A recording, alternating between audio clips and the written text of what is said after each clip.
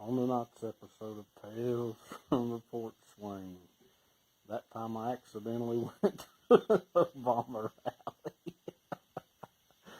The presidential election of 1984 and the great water balloon fiasco of the last day of school, 1991. When I was married to my ex-old lady, she's a banker over in Asheville. We had to go to some kind of, I don't know, some kind of barbecue cookout thing at somebody's big house over around Asheville. So I had to be on my best behavior. So we met this other old girl that she worked with over there. And we parked down the field and walked up to this big old gigantic house, you know. And man, you could smell barbecue, and they had a band to play. And I thought, man, this might be all right. So we walked in the house, and I got to looking around, and it was all wearing Obama shirts. And this was when he was first running for president. I thought, oh, shit, I'm in the wrong place. So I was looking around. In case a fight broke out, I was looking for something to pick up an exit route. And I seen old boy in a cowboy hat and cowboy boots. He was all decked out. He come walking through there. I thought, hell, if a fight breaks out, I might have some backup here. Well, about that time, another old boy come from the other side of the room and smooched him right on the mouth. And when they did that, I knowed I was in trouble. So they had barbecue, and they had all these beers from one of the breweries over at Asheville on tap, and I got me a plate of food, and I got me a beer, and I'm sitting there, and I'm keeping to myself, and I'm eating. And I'm just looking around. I'm eating, minding my own business. I ain't really talking to anybody because I had orders to keep my mouth shut. And if y'all know me, you know how hard that is. This old girl that worked with my ex, she said, I drank all my beer, and I was sitting there eating. She said, do you want another beer? And I looked at her and I said, hell no, I don't want another beer. I said, honey, I am way too redneck to get drunk in a place like this. I said, we'll be in a fight before the night's out. So I cut myself off at one. I ate that barbecue. I guess we mingled a little bit. I was ready to get out of there. That wasn't my kind of people, and that wasn't my kind of place. I've told y'all, I always talk about my papa.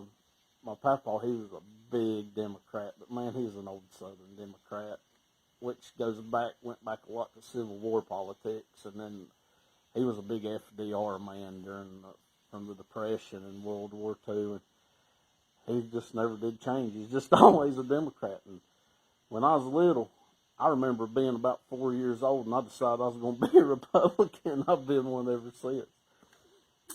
So the election in 1984, he hated Ronald Reagan. And why he hated Ronald Reagan, I don't know, but I guess because he was a Republican. He's voting for Walter Mondale. And I said, Papa, there ain't no way Walter Mondale's going to beat Reagan. He said, yeah, he will. He's going to win the election. I said, you're crazy. He won't do it. I said, let's bet on it. And he said, well, what do you want to bet? I said, I'll bet you a 20-piece chicken McNugget that he ain't going to beat Ronald Reagan. Well, guess who won the 20-piece chicken McNugget? That's right, this guy. Papa was wrong on that. But he was I remember him and Mama had a picture of my uncle shaking Bill Clinton's hand up in the house. They were proud of that. Oh, my Lord, my poor old Papa. I miss him, but I'm glad he ain't here to see how left-wing of Democrats and how crazy they've got. When I was growing up, when we got in junior high, Daniel Banks was always getting me in trouble. Because, we're just boys and mischievous and just doing what boys do, just being mean. And we'd lay out the last day of school when we was about 13, 14, 15, and we'd water balloon the water bus. Shit. We'd water balloon the school bus.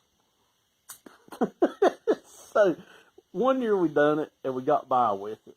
Well, the next year we were hatching out our plan, and we were getting our hiding spots. We always did it in front of my house because there was a big bank, and we'd get on top of the bank, and we'd throw water balloons off the bank, and and get the school bus with him. Well, that year my mama said, that bus driver's mean. And she said, she'll call the law on you if you don't watch out, and you better not do it. So I didn't do it that year, and I was sitting on the porch, and them fools, they got down in my yard at the bottom of the yard and hid behind bushes. And they didn't get on the bank. So the bus stops to let my sister off because we'd all laid out. And she gets off the bus. Well, here they go slinging water balloons at the school bus. And the teacher, they made a teacher ride the bus with the bus driver on the last day, I guess, make sure stuff like that didn't happen. So that teacher, it was, I'll never forget, it was Miss Ray, and she jumped up and she ran out the door, and Daniel, he's running out through the yard. She said, Daniel Banks, I know you. I used to babysit you.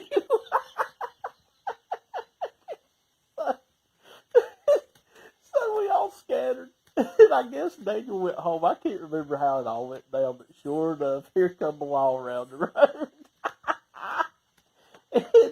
and it was Steve Hitchley. And I'm telling you, Steve, you won't find a better man than Steve Hitchley. He's a good dude.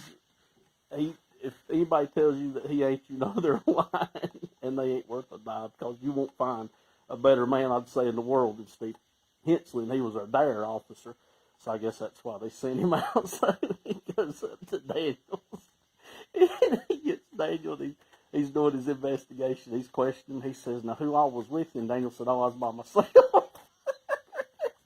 And he said, are you sure? He said, oh, yeah, I was by myself. Nobody was helping me. And he said, well, if you act up any more this summer, I will come get you, and you'll wash school buses for the rest of the summer. So, for the rest of the summer of 1991, Daniel stayed straight because he didn't want to wash school buses. Oh, my Lord. Well, that's about all I got to say for tonight. It's getting late. It's time for me to go to bed. I got to get up and get to work. I got a bunch of stuff to do tomorrow. I reckon it's time to piss on the floor and call the dogs. I'll see you on the flip.